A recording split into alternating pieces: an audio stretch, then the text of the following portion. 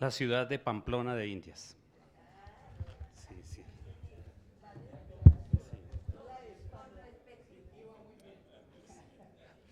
Buenas tardes para todos. Un saludo a la mesa, al doctor Armando, Álvaro. La ciudad de Pamplona de Indias.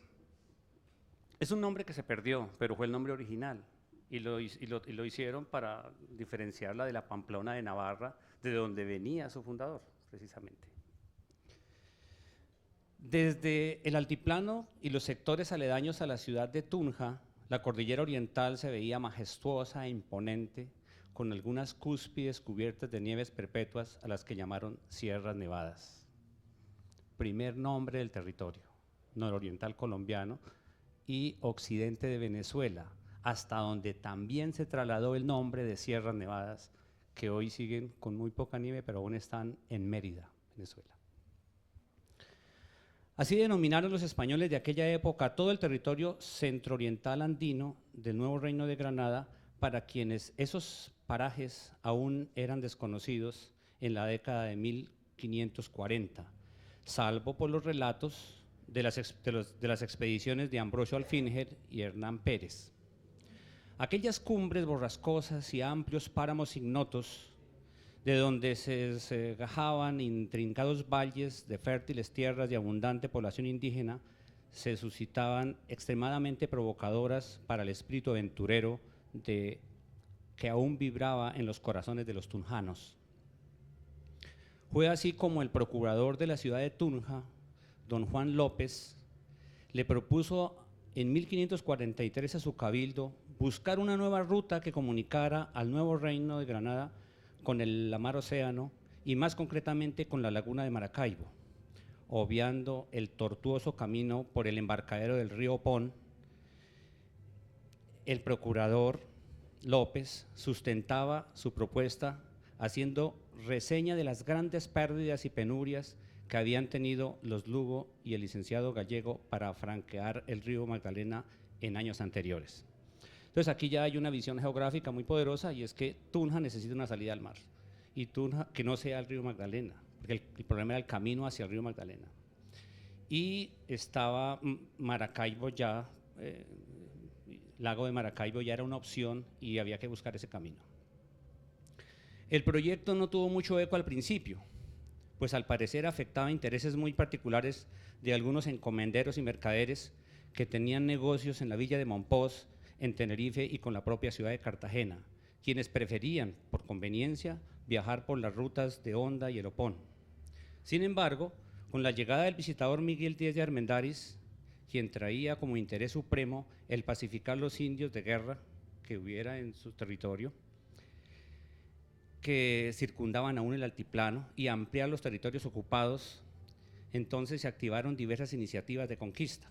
Así pues, en 1547 se autorizó al capitán Ortún Velasco, teniente de gobernador de la ciudad de Tunja, para que reuniera hombres e hiciera una entrada en Sierras Nevadas al país de los chitareros, y ese proyecto ya aprobado tendría un horizonte claro. Sí, viabilizado dicho proyecto, conquistador y poblador desde la plaza de Tunja, Velasco logró reunir unos 60 hombres y, provisto de las autorizaciones y sus respectivos títulos, salió a mediados de 1549 en procura de las enigmáticas Sierras Nevadas, donde habría de pacificar, apuntar, repartir sus indios, además de encontrar y beneficiar minas de oro y plata, para así ampliar los dominios de su majestad en estas partes. Hasta este punto está claro, hay que ampliar la zona ocupada, hay que ampliar el territorio, y la motivación es minas de oro y plata, pero indios ante todo. Ya se tenían noticias claras de la nación de los chitareros. Con el auspicio del visitador Armendáriz y el marco jurídico de las leyes nuevas de 1542, el proyecto de Sierras Nevadas empezó a rodar con el capitán Ortún Velasco como abanderado inicial, pero antes de coronar su objetivo, tuvo que ponerse bajo las órdenes de don Pedro de Orzúa, un intrépido y díscolo joven navarro, pariente de Armendáriz, quien, usando sus poderes como gobernador del nuevo reino, lo instituyó capitán general de la expedición. Es decir, van a buscar a Velasco, le quitan el mando a Velasco y va a cambiar el líder de la hueste.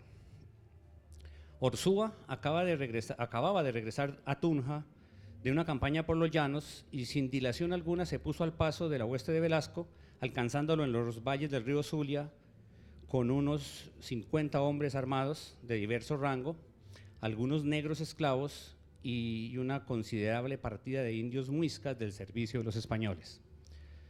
Aquí vayan teniendo presente eso. ¿Quiénes componen la hueste? Entonces, un estudio sobre la hueste es muy diciente porque uno ve todos los actores. El capitán y los rangos que le siguen en virtud de lo que aportan cuando se apuntaron a la hueste. Todos los soldados de a pie, con un machete, como vayan. Algunos oficiales que se necesitan. Los negros esclavos que ya están presentes en las huestes. Y una masa extraordinaria de indios de servicio.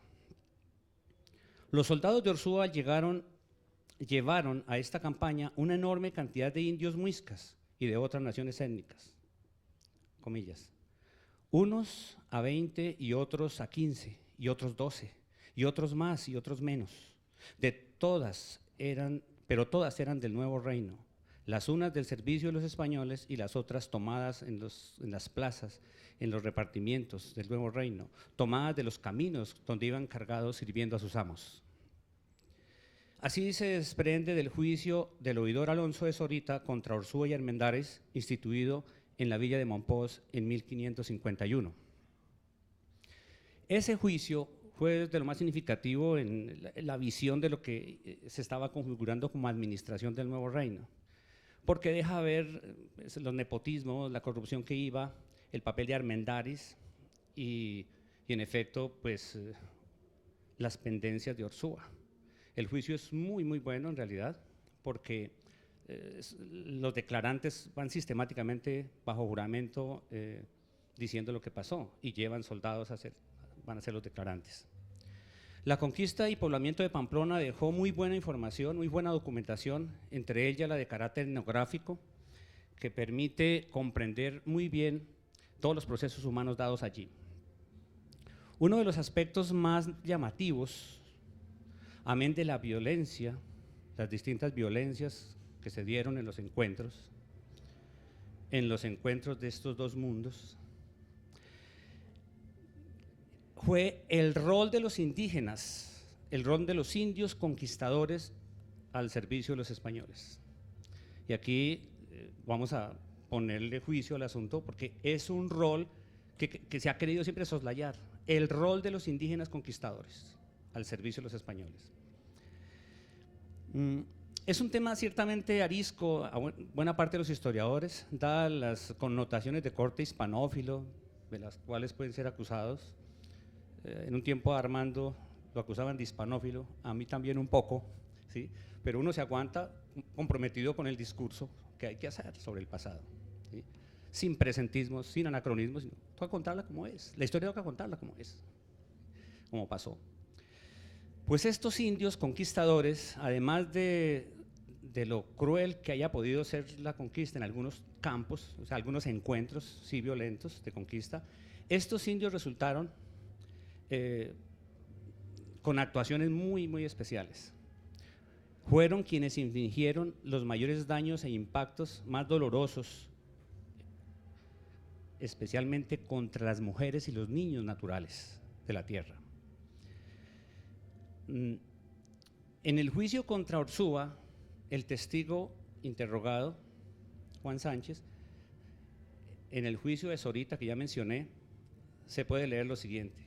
Este testigo vio que en la provincia de Ima, un día, a hora de las 10 del día, llegó el dicho general con 60 o 70 hombres y los indios andaban por los cerros que ni se sabía si eran de paz o si eran de guerra, al parecer porque ellos tenían a todas sus mujeres e hijos y haciendas en sus casas y los más de ellos no tenían armas sino garrotes.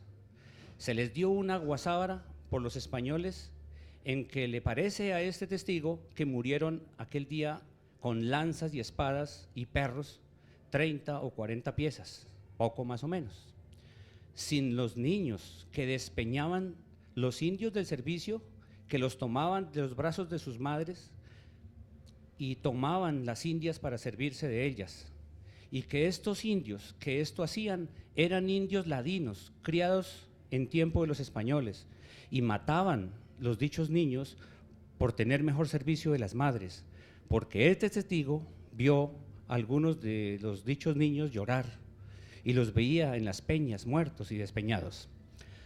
Entonces, pues son imágenes un poco pues, como complicadas para la sensibilidad de estos tiempos, pero cuando hay una documentación que permite ver todos los ángulos y todos los actores, pues sale una imagen muy limpia al respecto. En este punto pues no se trata de avivar la leyenda negra por este lado, sino de llamar la atención sobre cómo la conquista de muchos pueblos y territorios americanos no hubiera sido posible sin la cooperación decidida de las mismas naciones étnicas e indios de servicio aliados de los españoles. El caso de Pamplona muestra que venía con los españoles una cantidad no inferior a 300 indios de servicio, ladinos buena parte de ellos, los cuales fueron vistos participando activamente en las confrontaciones con los naturales de la tierra. Luego se encontraron por decenas asentados en los arrabales de la ciudad, vinculados mediante conciertos de trabajo a la empresa hispánica, e incluso algunos de ellos agregados a los pueblos de indios como Silos y Chopo, donde los registros reportan la presencia de indios muiscas y guanes una vez se establecieron estos pueblos de doctrina ya sobre el siglo XVII. Velasco, un hombre maduro y serio que ya superaba los 50 años, adepto a la justicia y al buen gobierno, no tuvo ningún problema en ponerse bajo las órdenes del nuevo capitán general. Unificada y fortalecida la hueste, los dos capitanes y sus soldados se dedicaron a recorrer la tierra, apuntando las rancherías y pueblos de indios que iban encontrando, mientras decidieron poblar la hueste por el Día de Todos los Santos en el sitio y valle en que hoy se asienta la ciudad de Pamplona. 1 de noviembre de 1549. Una vez protocolizada la fundación de la ciudad, trazada su plaza, calles y repartidos los primeros solares, la hueste conquistadora se convirtió en una institución corporativa de carácter civil, el Cabildo, Justicia y Regimiento de la ciudad fundada. El capitán general don Pedro de Ursúa se autodesignó como primer justicia mayor, tenía esa potestad, y como tal nombró pues, los alcaldes, regidores y demás dignatarios del Cabildo. Se había realizado así la parte inicial del proyecto conquistador y poblador, ganar la tierra para gobernarla en razón y bajo justo título, por lo menos en teoría. Había entusiasmo entre los hombres originalmente, pues veían un gran potencial para el desarrollo de la empresa hispánica. Tenían en el cuaderno de campaña unos cuantos repartimientos indios, habían rancheado y rescatado unos 60 pesos de buen oro, que en realidad no era mucho, pero perfilaba un buen prospecto. Sin embargo, venía lo más duro de la empresa: levantar el poblado de españoles, trazar caminos con los asentamientos ya consolidados y asegurar los suministros y la solución de necesidades básicas para el nuevo pueblo. El capitán general don Pedro de Ursúa gobernó esos meses, los primeros 2 años, con mano dura y despótico carácter durante los primeros 2 años, digamos en oposición con aquellos que les interesaba la vida ordenada, la vida civil, como el caso del mismo capitán Velasco. Ellos propendieron y lucharon durante esos primeros años por la institución de la justicia, de la civilidad en la región, organizaron el cabildo a través de él el bienestar común y sobre todo la administración de los recursos. El proyecto fundacional de Pamplona aceleró el despoblamiento definitivo de la ciudad de Mérida, una ciudad efímera que duró solo 2 años, de 1542, en lo que hoy es pues la Málaga que hoy conocemos, pero más sobre lo que es un municipio que se llama San José de Miranda, que era la antigua Tequia. Parte de su jurisdicción territorial fue anexada a la nueva fundación y muchos de los pobladores originales de Málaga migraron a la nueva plaza, Pamplona, como lo sustentó lo sustentó el propio Orsúa ante la Real Audiencia de Santa Fe en 1550, al definir los linderos y jurisdicción de la ciudad de Pamplona. Comillas. Incluía los pueblos que servían a la ciudad de Málaga, en la provincia de Tequia, donde desde los vados y pasos de Chicamocha, corriendo el río Sogamoso abajo, hasta la ciénaga que llaman del Bachiller, atravesando las sierras de Nacuniste a los brazos del Orma, hasta la laguna de Maracaibo y por las sierras nevadas, 40 leguas adelante hasta el pueblo de Maracaibo y hasta dar con el nacimiento del Apure. El río Apure, una jurisdicción sumamente ambigua. Esta cita es de Simón. Orsúa y sus hombres invirtieron buena parte de esos primeros años en explorar los valles aledaños en forma circular, teniendo como centro el punto de apoyo la ranchería de la ciudad de Pamplona. Esta perspectiva del territorio está muy clara en Aguado y después la va a tratar de repetir el visitador Bueno en el 59. De hecho, conocían ya los textos. Bueno, la obra de Aguado se vino a conocer en el 564, pero asumieron el territorio más o menos en esos términos. El capitán general, como justicia mayor de la ciudad, Orsúa, apuntó y repartió los pueblos naturales que sistemáticamente habían sometido. No obstante, el espíritu conquistador y ambicioso de Orsúa no se veía satisfecho, pues cuando demandaba oro y riquezas a los caciques locales, a través de su lengua o intérprete, estos le ofrecían solo sartas de conchas de caracol, que por cierto subían del lago de Maracaibo y eran los avalorios más preciosos que ellos tenían. Le entregaban las sartas de caracol y le decían, este es nuestro oro. Entonces él ordenaba, quíteselo y bótelo por las piedras, que eso no tiene ningún valor. Y entonces eso incrementaba la frustración del hombre.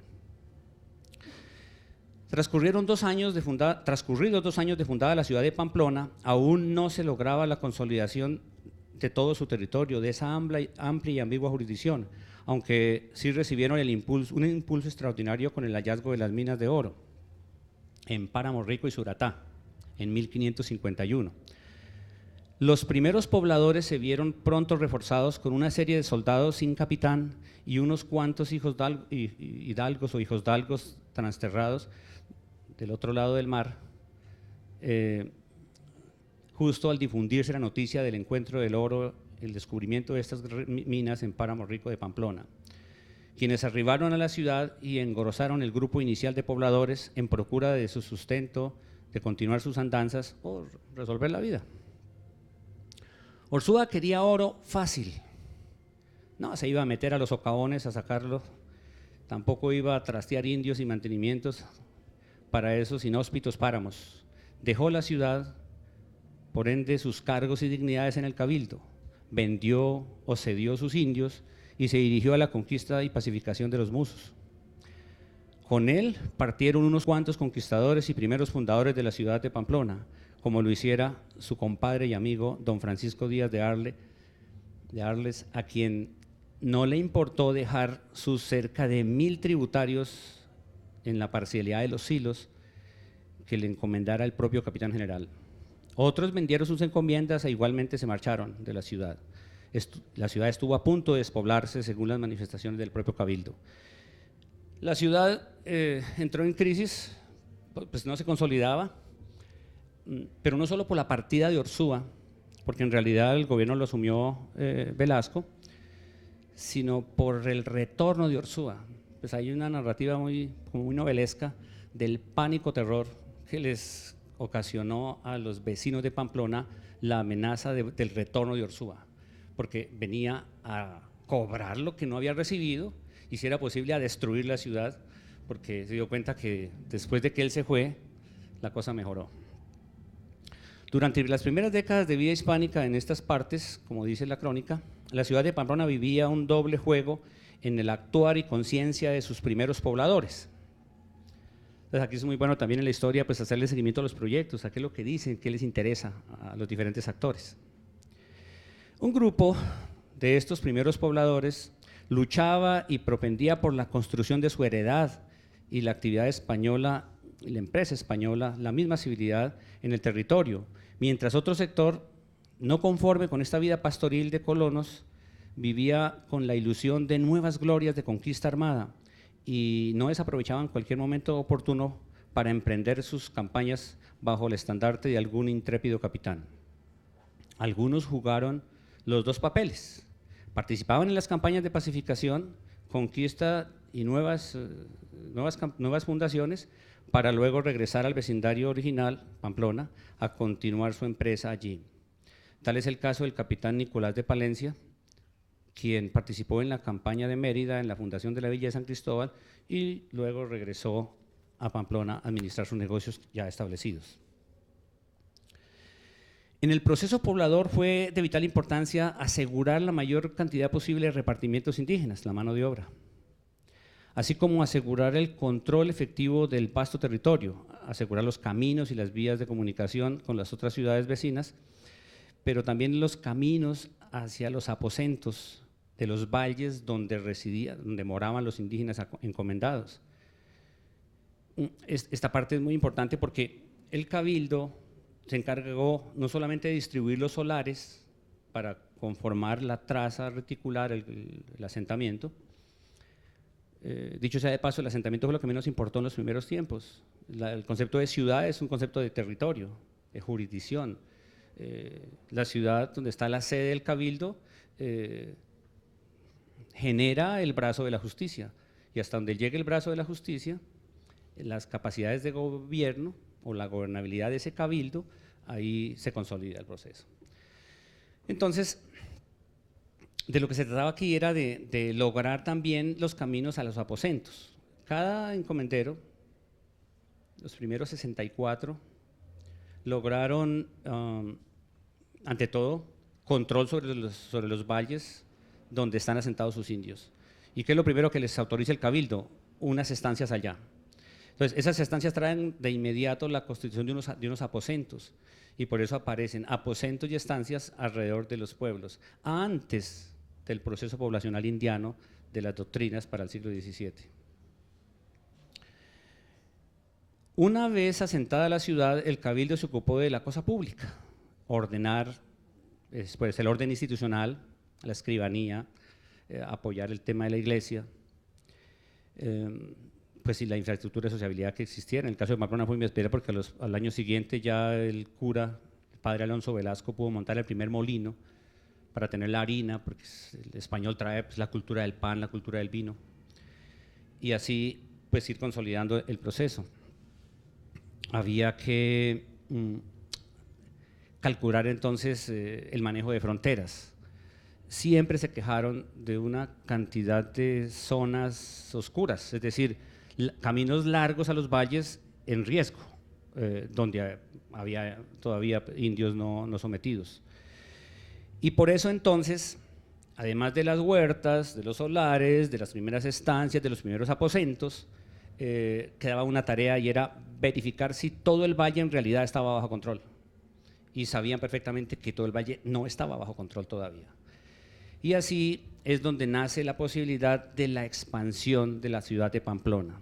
La ciudad de Pamplona, digamos, la respuesta a la pregunta no es solamente viene Orsúa, viene Velasco, demarcan un territorio ambiguo, se hacen unos repartimientos indios, se establecen paulatinamente pues la iglesia, el templo, la infraestructura básica de sociabilidad, los oficiales que van a trabajar y proveer los elementos de las manufacturas. No, aquí es un territorio. Pamplona en realidad comporta la constitución de un gran territorio, en lo que es el nororiente de la actual Colombia y el occidente de Venezuela. En función de este proceso de pacificar, de garantizar como la paz, los indios vengan todos de paz a servir, ¿no? Consolidar la empresa en los valles fértiles, es hasta dónde es capaz Pamplona de que ese territorio que originalmente dijo que era de ella, de ese cabildo, iba a estar en realidad controlado por ese cabildo. Y era obvio que no iba a ser así. Y la solución fue nuevas campañas, justificar nuevas campañas para ir a poblar, para ir a definir todo el territorio. Y viene entonces lo que es una fragmentación de la jurisdicción. Pero más que una fragmentación de la jurisdicción, viene es un proyecto poblador de la construcción de todo un territorio. Y el nuevo reino va a encontrarse con lo que se definía ya para Venezuela, hasta la ciudad de Mérida, que tiene confines con la ciudad del Tocuyo. Entonces ya es una amplitud muy poderosa. Entonces, ¿cómo es posible eso? Con la necesidad de sustentar nuevos proyectos. Entonces la plaza de Pamplona va a repetir lo que hiciera su progenitora, Tunja. Así como desde Tunja salieron nuevas, las primeras huestes, desde Pamplona ahora van a salir todo un laboratorio de huestes para ir a tomar y configurar el territorio con nuevas jurisdicciones bajo el mismo modelo.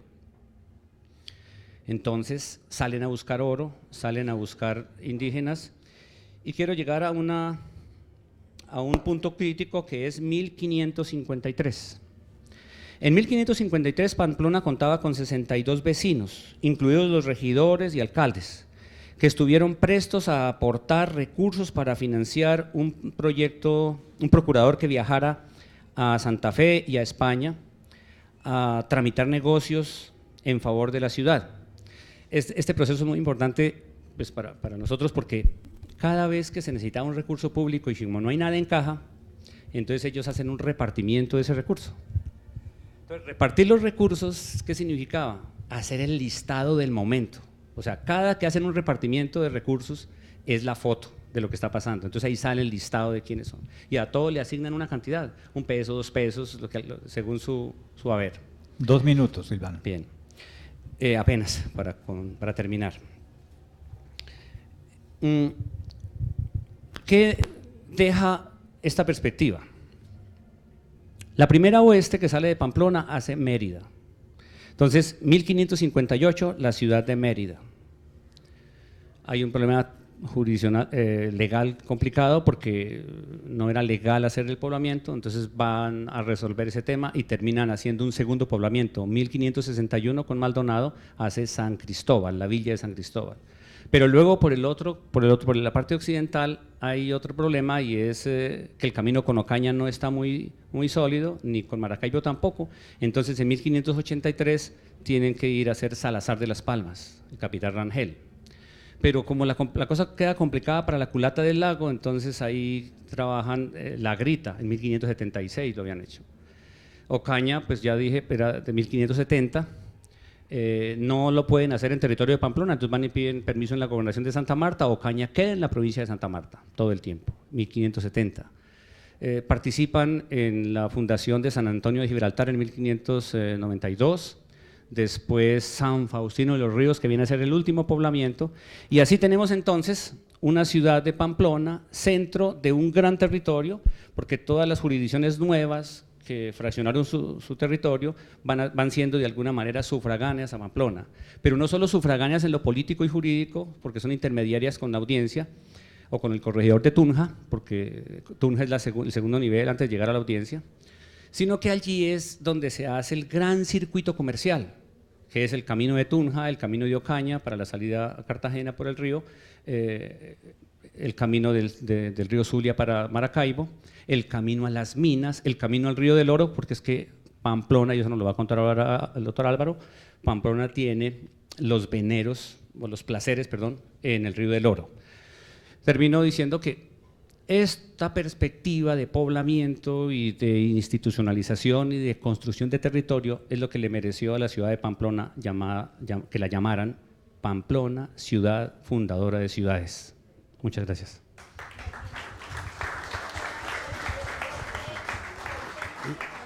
Y para que Magdalena no pelee, Pamplona estaba en la jurisdicción del corregidor de Tunja de Provisión Real. Gracias, Silvano. Y a diferencia de Cartagena, que perdió todos sus documentos antiguos, Pamplona conservó los primeros 2 libros de Cabildo, con lo cual Silvano puede lucirse perfectamente.